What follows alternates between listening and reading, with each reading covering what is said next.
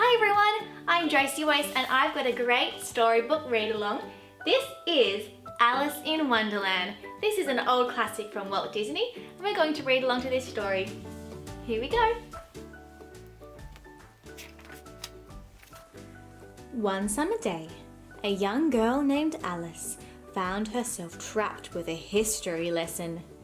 While her sister read of ancient kings, Alice crowned her cat Dinah. The day was simply too splendid for lessons, thought Alice.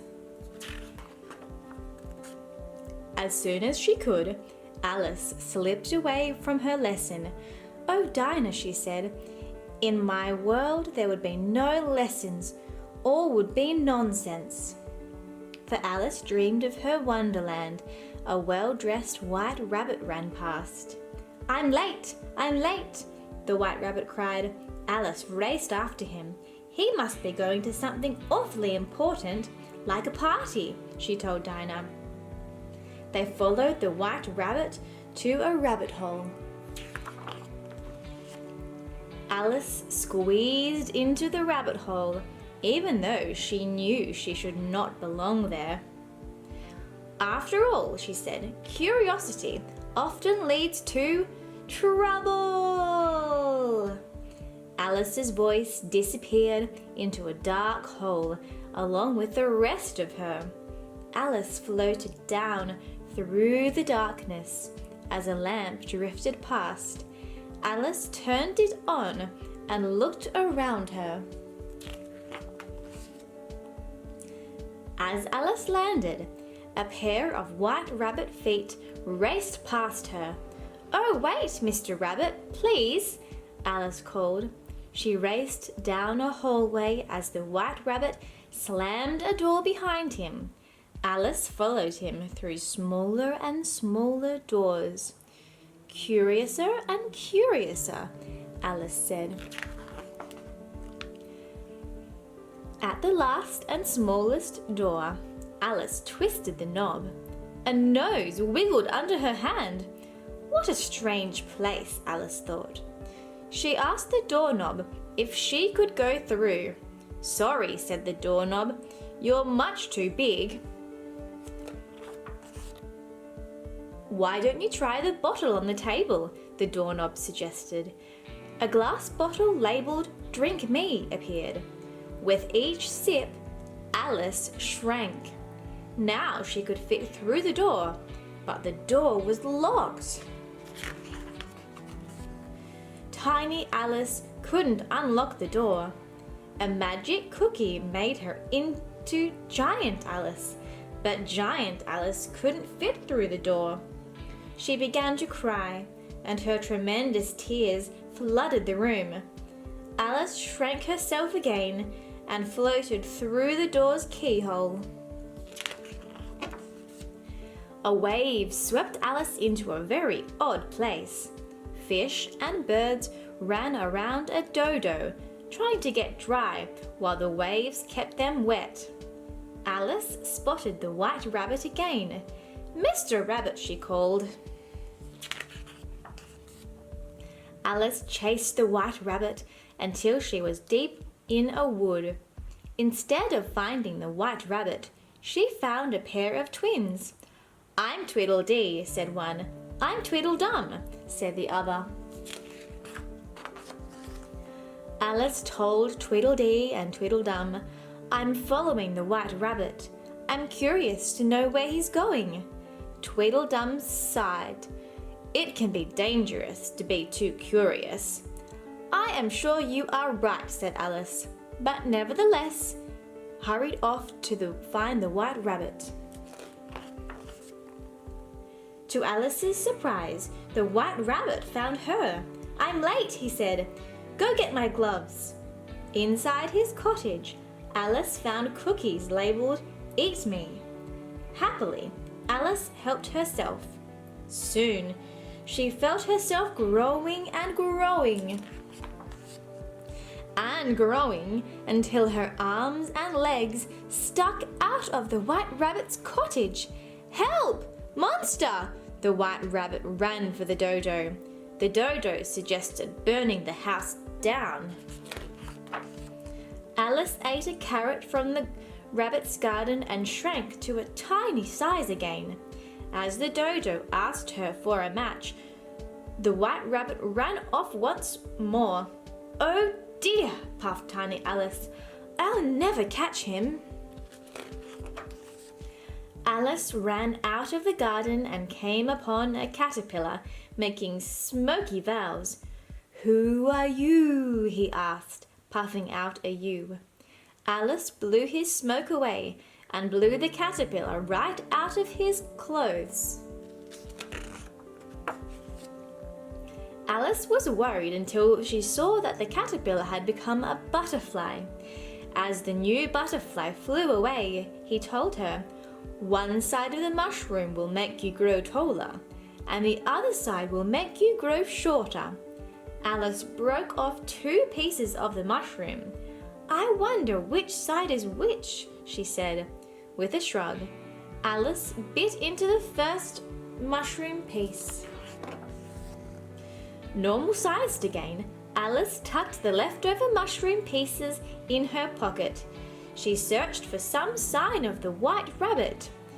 She did find signs, but they didn't help. As Alice puzzled which way to go, she heard singing. Alice looked up and saw a large mouth grinning down at her. Bit by bit, the body of a Cheshire cat appeared. "If you'd really like to know," he said, "the white rabbit went that way." Of course, if I were looking for a white rabbit, I'd ask the Mad Hatter. Or there's the March Hare. Of course, he's mad too. Most everyone's mad here. Alice walked on until she heard more singing. That must be the Mad Hatter and the March Hare, she thought. As the tea for twosome wished each other merry unbirthday, Alice tried to join them, but the pair shouted, "No room!" "Oh, I'm very sorry," said Alice, "but I did enjoy your singing." "You enjoyed our singing?" said the March Hare. "What a delightful child!" exclaimed the Mad Hatter. The Mad Hatter swept off his hat and wished Alice a merry unbirthday. There, on top of his head, was an unbirthday cake. "Now blow out the candle and make your wish," said the Mad Hatter. As if in answer to Alice's wish, the white rabbit appeared. "I'm late," he cried. The Mad Hatter and the March Hare decided that the rabbit's watch must be broken, so they fixed it with jam and lemon. Alice shook her head and walked away. "I've had enough nonsense," she said, but she couldn't find her path home. Above her, Alice heard the Cheshire Cat again. "I want to go home," Alice told him. The Cheshire Cat opened a door in the tree. Alice stepped through into the world of the Queen of Hearts. Alice soon learned that everyone was afraid of the Queen. Suddenly, a royal trumpet sounded. The white rabbit raced into the royal court. Perhaps, Alice thought, this was why he was always in such a rush. He wouldn't want to be late. To announce the Queen, no one would. "Her Imperial Highness," called the White Rabbit, "the Queen of Hearts." The cards cheered as the Queen entered. Trailing behind her, the King cleared his throat. "And the King," the White Rabbit added. The Queen spotted Alice. "Why, it's a little girl. Now where are you from and where are you going?" "I'm trying to find my way home," Alice answered. "Your way?" the Queen shouted. "Always, here are my ways." The Queen calmed down when she heard that Alice played croquet. The Queen loved croquet. The cards always made sure she won. As the Queen prepared to swing, the Cheshire Cat appeared. Only Alice could see him. You know, he told Alice, we could make her really angry. Oh no, said Alice, stop. The Cheshire Cat tangled the Queen's skirt and tripped her up as she flopped down, her skirt flapped up. The Queen heaved herself up. Someone's head will roll for this, she bellowed at Alice. Yours! The King pulled on the Queen's skirt. Couldn't she have a little trial first? The Queen harumphed, but said yes. The White Rabbit read the charge.